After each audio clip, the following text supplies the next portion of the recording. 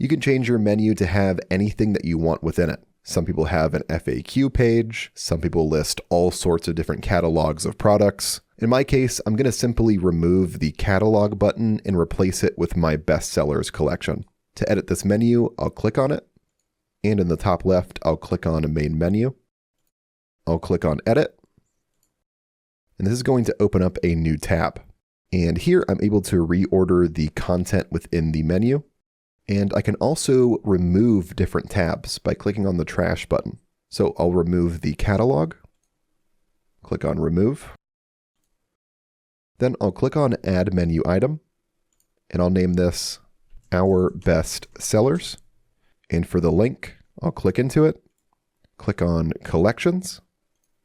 And click on best sellers. I'll click on the check mark here to confirm everything.